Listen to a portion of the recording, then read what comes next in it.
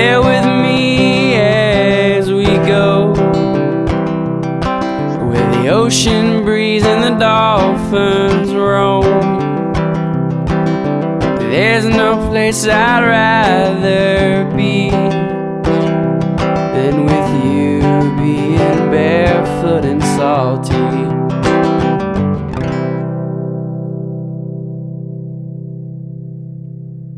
But we have 3 months in Turkey, so it's a long time. We are really happy to have that much time in Turkey because we felt like we've been in a rush ever since we started sailing, because we were in La Rochelle longer than anticipated, and we only had 6 months with our Schengen visa, so we had to get out by August 1st. And it's going to be nice to actually have 3 months in a place where we could do more exploring, a lot more sailing, probably a ton of day trips for us. Jacob has left. We went to Istanbul for a day and a half of a lot of fun, a lot of walking and museums. We went to 3 different museums. Well worth it, by the way. The Topkapi, the Hagia Sophia, and then also the Architectural Museum that was a part of the Topkapi, but it's separate admission. But I would highly recommend that. I preferred that to all of the other museums that we went to that day, just because of the amount of findings that they have on display there. It was just incredible, and I was really moved by it and just very lucky and happy that I was able to be a part of that. Can't wait to show you Turkey because it's a beautiful place. The people are really friendly. We got bamboozled twice so far in like a week, but that's gonna be the last time that happens.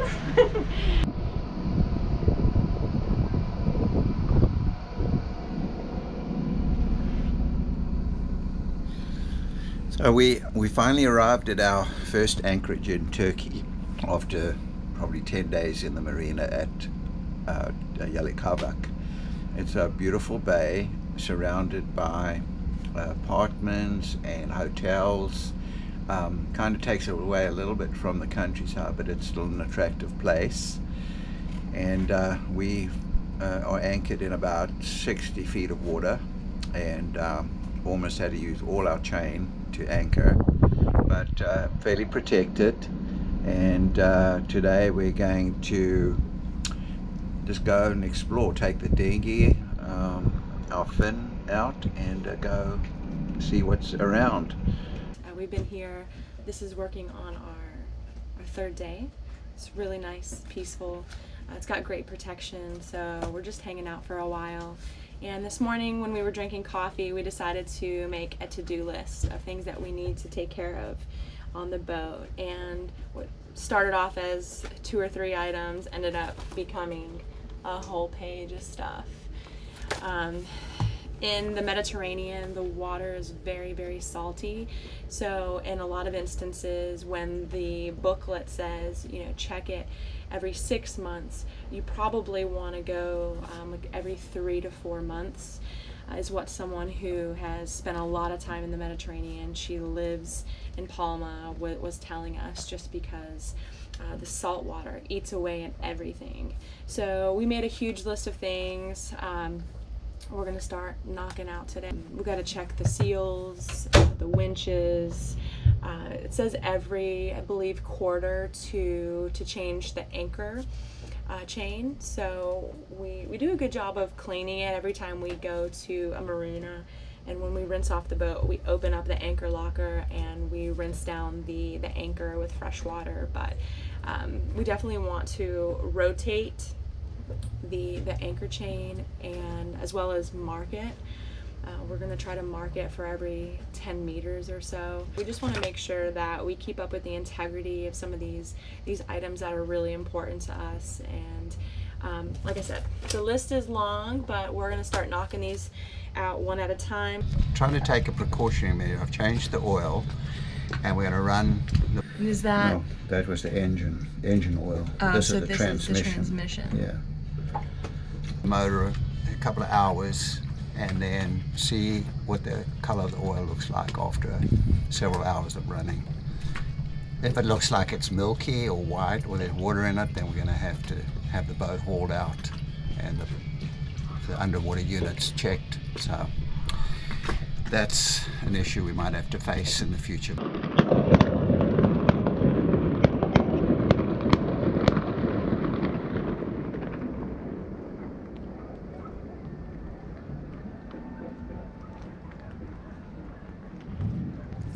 Fireworks lighting up the sky tonight.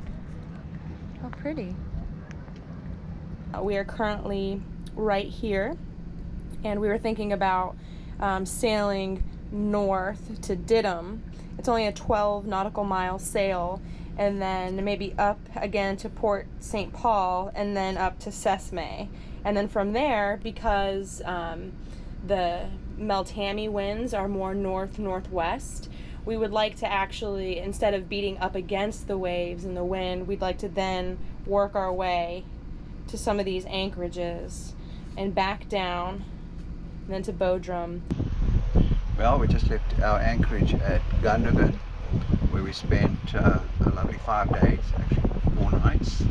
It was actually lovely in a nice bay, fairly well protected from the Meltami. And every now and again a little bit rolly from all the boats going by, the boat skiers, other boats, big boats coming by, but otherwise it was really pleasant. And it's his birthday coming up as well, so we did choose this anchorage because there seems to be a few places that we can go to explore, as well as it's like a holiday village around the anchorage. So if we want to, you know, break out the paddleboard and do stuff like that, but it's his birthday. Very nice. I don't like celebrating birthdays. And I love birthdays, so we just balance each other out. There you go. Well, I did the breakfast this morning, and we have fried eggs. We have a mixed ensemble of vegetables with some tomato sauce over it and some spinach. Good, healthy, whole, dirty breakfast. Yeah, it looks delicious. We're on day 7 of Whole 30, so we are slowly making our way through the Whole 30 challenge. And Altinkum is a really beautiful anchorage. It's very amusing during the day because there's a lot going on with jet skis and parasailers and swimmers, but at night there's obviously no sound ordinance here because they play music until 5 o'clock in the morning. I woke up at 4:15 because an alarm was going off, and I think by 5 o'clock I was singing along to 50 Cent at the club on shore. So it's it's a fun anchorage, I guess, to say the least. But yeah, thanks for breakfast. And now for breakfast. No. Baby, breakfast is so good. Well, I trimmed his beard yesterday. He looks so handsome. Getting ready for his birthday. Woo! handsome is in the eye of the beholder. We're going to loosen this thing.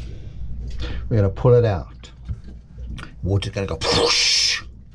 We have to take this and jam it down there to stop the water coming in, so that we can take this and clean it and then put it back. What's that called? This sounder, depth sounder, and it's got a little wheel that turns and gives you boat speed. This workspace is too small for 2 people. Here we go.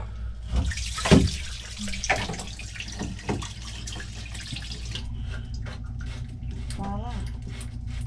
This is a transducer which goes through the hole, and then this wheel is the sensor and turns to give you the boat speed through the water. So you can see how dirty this is. So it's got to be cleaned. It looks like our prop did yesterday.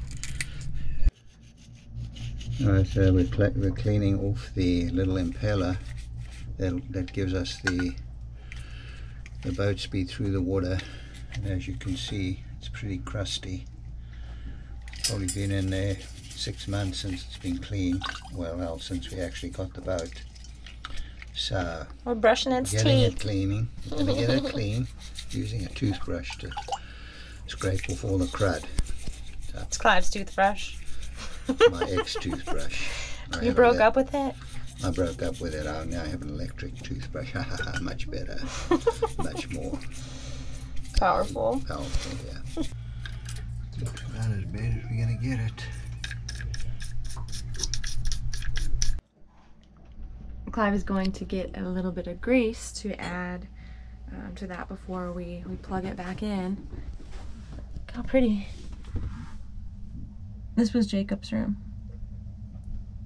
Nice view out. The water looks so blue.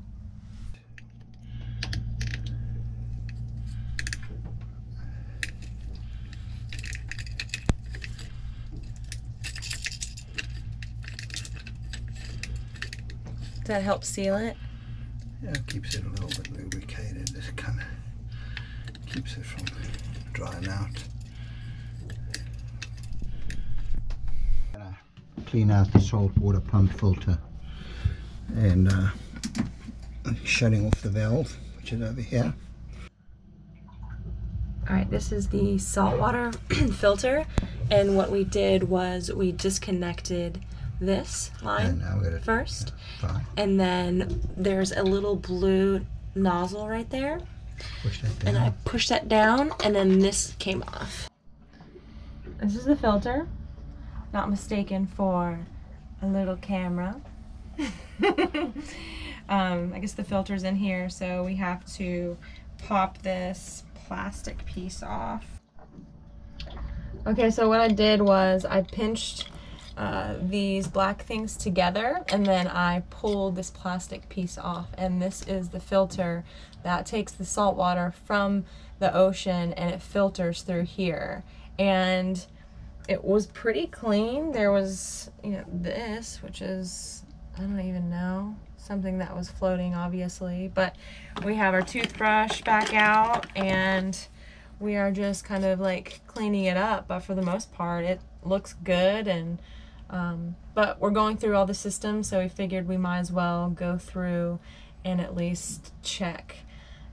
We'd rather check and not have a problem than have a problem and be stuck out somewhere. So yeah, clean filter. Alright, it is working. There's no water leaking from the saltwater filter.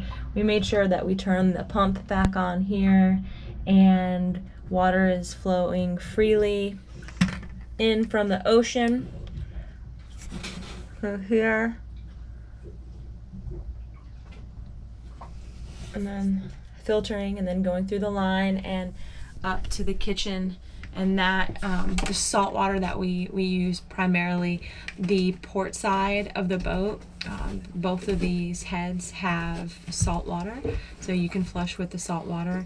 And then also in the kitchen we have the fresh water as well as seawater. So we usually like rinse and clean with the salt water, and then we go ahead and like re-rinse with the fresh water. So I'm surprised it's not dirtier than it was, because we use it all the time with as much as we cook on this boat.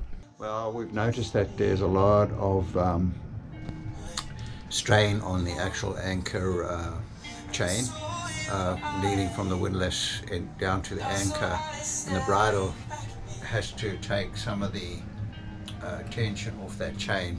I don't think we have enough chain in the water before it gets to the bridle, so it can, when the boat moves back suddenly, the bridle takes some of the shock off the chain. Decided that we have a very strong wind, up to 30 knots of wind, and I read somewhere that we need to have a sort of a backup, not a backup system, but something to take the pressure off the actual windlass from the anchor chain. So what we did is we took some line, put it around a cleat that's right next to the windlass, and threaded it through the chain and took up some of the pressure of the chain on that cleat.